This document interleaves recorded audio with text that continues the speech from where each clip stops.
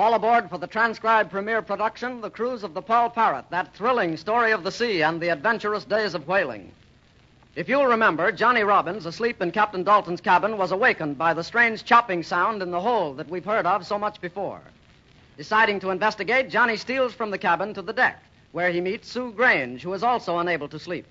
They overhear Red Mahooley, the brutal sailor whom Captain Dalton struck when he was bullying Johnny, talking to another seaman and planning to revenge himself on the captain right away. They silently follow him down to the deck, back to the captain's cabin, intending to warn Captain Dalton before Red strikes. Meanwhile, Ezra Grange has also been awakened by the chopping sound, and he too has gone to the captain's cabin when he finds Sue missing from his cabin. There they all meet, and a terrific struggle ensues between Captain Dalton and Red Mahooley. As today's adventure begins, we shall hear the outcome of the fight. It is now the next day, and Johnny and Sue are talking to the captain on the deck of the Poll Parrot. Oh, Captain Dalton, I'm so glad that awful seaman didn't harm you last night. I was very lucky, Miss Sue. I'm more obliged than I can ever tell that you and Johnny tracked him down and tried to warn me. It's a good thing Mr. Grange was in your cabin and you were awake. Aye, lad, it is that. If the two of us hadn't been there, I'd have had a stiff squall battling that hulk of a man. I could match him in a fair fight any time. But it's different when you're caught unawares at night. And he had a knife. That made him all the more dangerous. Aye, lad, that he had. But he wasn't so dangerous after we sunk a few blows below his chin. But enough of this. It's over and we're all safe, and we all may be thankful for our good fortune. And the red-headed seaman is getting his just deserts, too. You may lay to that. What became of him, Captain Dalton? He's been thrown in irons and sent below to the hold. He'll stay in the brig until our first port call, where we'll send him ashore to stay. That kind of a swab is not wanted on board the Poll Parrot. Gee, Captain Dalton, you know just about what to do in every case, don't you? Get along, lad. That's every skipper's duty, to know what to do at the proper time. Oh, Johnny, where did Dickon and his Poll Parrot go? Gee, Sue, I don't know. I wanted to tell him all about last night. I'll tell you where he is. He's below deck, tending to that swab, Red Mahooley. Somebody has to take his grub to him, and old Dickon was ordered. I wonder what he says when Dickon goes down there in that dark hole. I never would have picked this job of my own choosing, you can lay to that. But somebody's got to carry a grub. Ah, stow that, Dickon. I ain't asking for sympathy. But if I'd done in the captain, the whole story might have been different. But I didn't, so I gotta take me punishment. But strike my mizzen, I almost go mad sitting in this black, smelly hole all by myself. That's why I asked you to leave your parrot down here this morning. I thought he'd be better company than nothing. 40 lashes for the lubber before the mast. Ah, stow that gap. Blow me down. I thought you wanted to hear him talk. That's why I left the bird down here this morning. What with you pleading and begging me to. Though 'twas against me better judgment, and now you tell me to stow it. I wanted him here to talk to me and keep me company. But all these squawks is rubbish like hang him from the foremast, lash him to a yard arm. 40 lashes for the lubber. You think I want to hear that? Sounds like he's promising them to me. Boil him in blubber. In the try-works with him. And hear that? Hear that? That's why he goes on at me. I'd rather have the dead silence around me than the stirring of the rats in the hold. Take him above. Aye, and gladly. I was a fool to leave the bird down here all morning anyway. I can learn nothing good from you. Well, we won't be troubled with you much longer. You'll be dropped off at Rio. You'll be lucky you don't pay with your life a mutiny. May those irons you're wearing teach you a lesson. Come on, Poll Parrot. Come on, we're heading above. I must see the young'uns and have them tell me all about the fight last night. I ain't heard it all firsthand yet. Gee, then, Captain Dalton, you could have that man Red maybe hanged for mutiny, couldn't you? I could, but I want no man's blood on my head, even of a low shipworm like that. I'm putting him ashore at Rio. Well, Miss Sue and Johnny, lad, I must get aft. Get along with you. Gee, I like Captain Dalton. Me, too. I never knew a man so strong as him before. Say, Sue, did you find out any more about that map Mr. Grange has got with my father's name on it? No, I haven't. My brother never takes it out of his pocket anymore. Oh, look, here comes Dickon. And Poll Parrot's on his shoulder. There she blows to starboard. Ahoy there, mates. Hey, you ran into heavy squalls last night down in the captain's cabin. Well, yes, we did, but we didn't really see much. It all happened in the dark, and since Mr. Grange had already awakened Captain Dalton, it only took a few seconds for the captain to knock Red Mahooley down, even if Red did have a knife. Ah, he's a brave and mighty man, the skipper, and you may lay to that. Dickon, where'd Poll Parrot been? I haven't seen him on deck all morning. Well, mates, they threw Red and irons in the hold, you know. And when I went down there early this morning to fetch him his grub, He begged me to leave Poll Parrot with him to keep him company or he'd go mad. And you let him? Well, much as I hate the lubber, I just couldn't refuse him that. But a few moments ago, when I went below, he changed his mind. He said the bloomin' critter kept remarking unpleasant and disturbing things at him. So he wanted me to take him back on deck. He's a bloomin' hammerhead shark, and you can lay to that. Well, blow me down. Old Poll Parrot sure can tell a man by his rigging. He's a smart old bird. Picks up words just hearing them said once. And then he says them when you at least expect it. You can lay to that, Mr. Testi. I'm with you. There he goes again. Wait! Did you hear what that bird said? What? He said, "You can lay to that, Mr. Testi."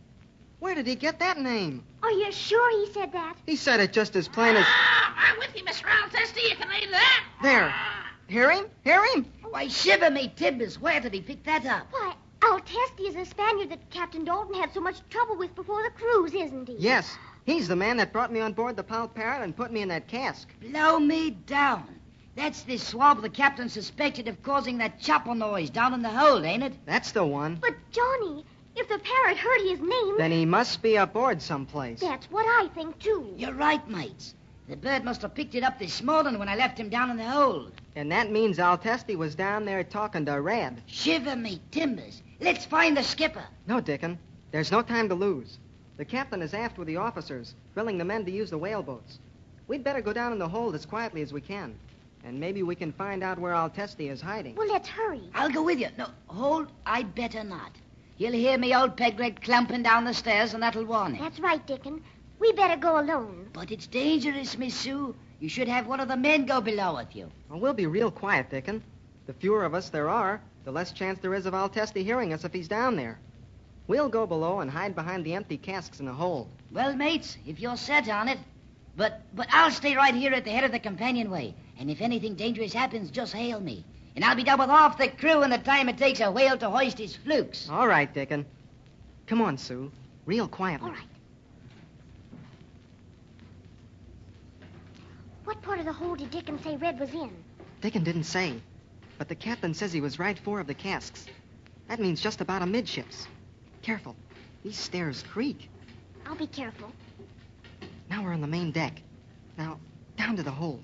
Why, look, Johnny. If Red is in irons amidship in the hold, that would put him just about under our cabin. That's right. And that would be just where you'd expect Testi to be hiding. Because if Testi made that chopping noise, that came right from under Mr. Grange's cabin. Remember? Yes. Look, Johnny, we're almost there. Yes. We can slip around behind that first stack of casks. But where's Red? He's around on the other side of those casks. Come on, real quick. We made it. And no sound. Come on, we'll creep through this little space here. Oh, it's awfully small. We'll have to squeeze through. It's the only way we can get through all these casks. Watch out, Sue. Don't push any of them. If one falls over, it'll make an awful racket. Well, I'll try not to. We're almost there. Listen. Oh, it's voices. Somebody's talking. And one of them must be that sailor Red. And the other must be the... Shh. We've got to get closer. Real quiet now. I'll try to. Oh, look out, Johnny. What? That cask ahead. It's shaking. It's going to fall. Oh, gee. It'll tell them we're here. Oh, it's stopping. Oh, it didn't fall after all. That was awful close. We've got to be even more careful. Oh, I thought sure that barrel would fall. Come on. We're almost there. Oh, they must be right past that next row of casks. Yes. You can see right through here. Who is it? Sue.